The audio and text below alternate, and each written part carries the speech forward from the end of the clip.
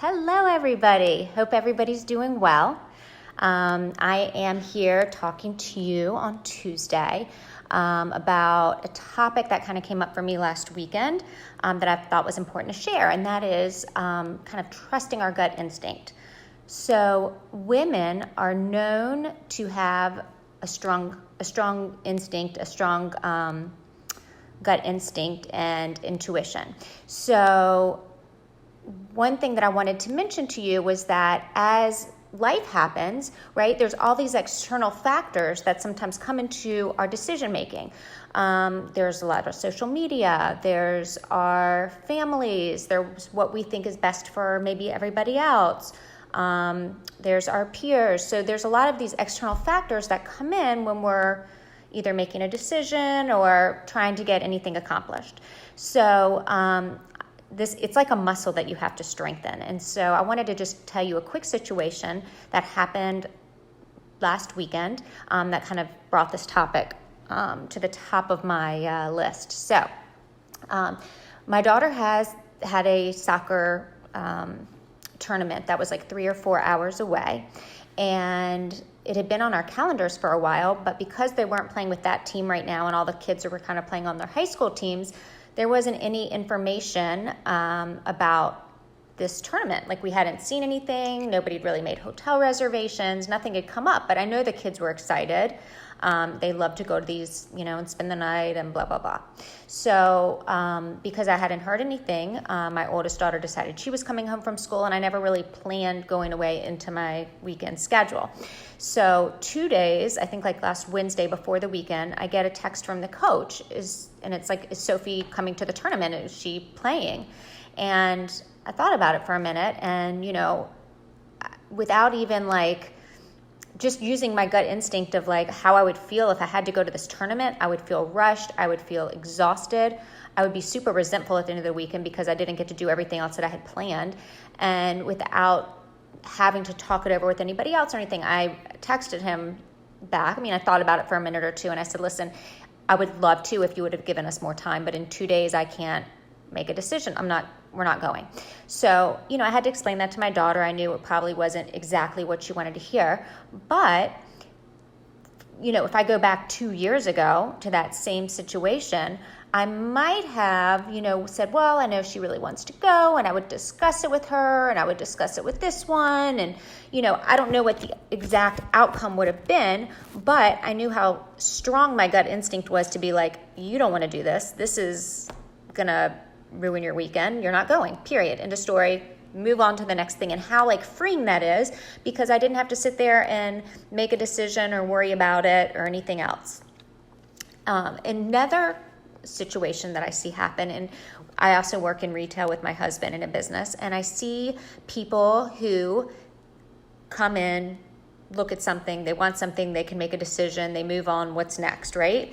And it's fun, and they enjoy doing it. And we also have customers coming in who they like something, but they don't trust that their gut instinct. They want to bring their friend in. They want to discuss it with their husband.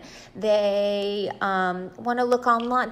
They just can't decide, and it causes them so much stress. Like I see the stress in them of trying to make this decision that actually should be kind of fun and something, like joyful, but they've turned it into this super stressful situation because they can't make a gut. They don't have that gut. They're not listening to themselves and doing what works for them. They want everybody else's outside opinion.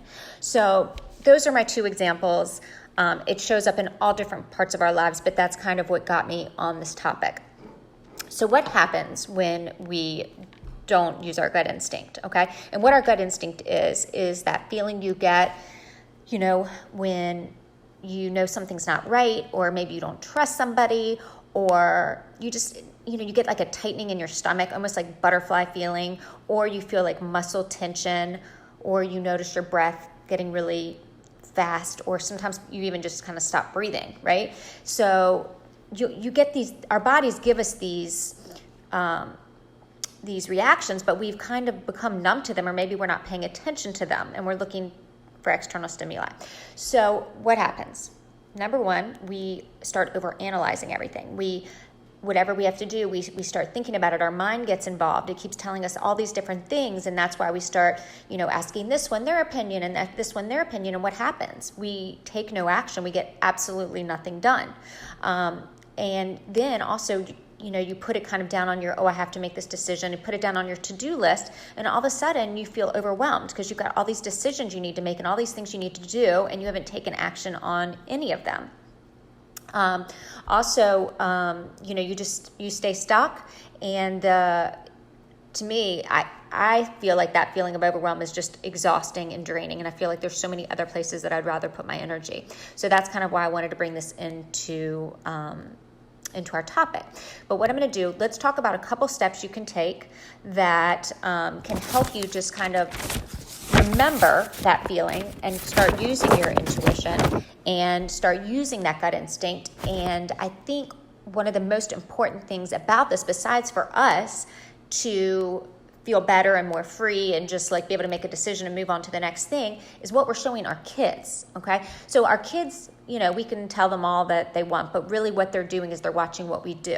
And if they see us that we can't make a decision and we're not really looking what's important to us, and we're asking questions, and we just can't make a decision, we're showing them that your own opinion is not the most important, that you're looking to all these outside stimuli to make your decisions. So I think it's important for us, but I also think it's such an important skill that we can teach our kids, that really they need to start listening to their own gut, and it's like training it, right? It's a muscle. So start really using it so that they can make decisions that they know are right for them and not what's right for everybody else. So a couple things we can do. First thing is just awareness. First thing, of course, is just to start being aware of when you start getting that sensation of your stomach, getting knotted up, or where you feel like this isn't the best situation, or you just know something's not right. Like, just sit with that for a minute. Don't judge it. Just kind of notice it and start getting an idea of what that feels like for you, because it'll start becoming stronger.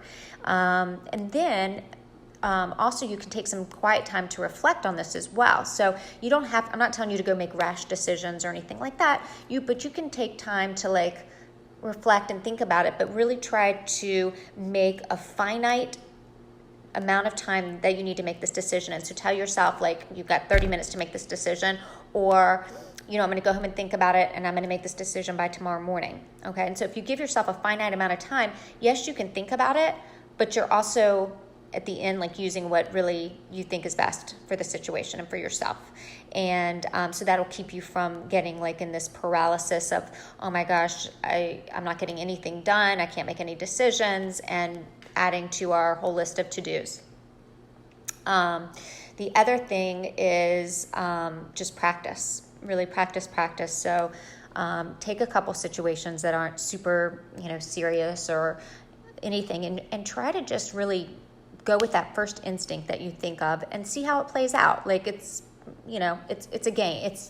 It's practice. So really just practicing and actually taking action on something and doing it and being able to check it off your list will start building your confidence in yourself. So it's really just that relationship with yourself and building your own confidence. But it'll make such a huge difference in how you feel and the amount of stuff that's on your to-do list and how you feel at the end of the day, and recharged, and can spend your energy on so many other things.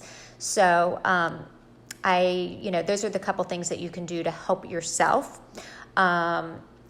So I want you guys to think about what is coming up for you.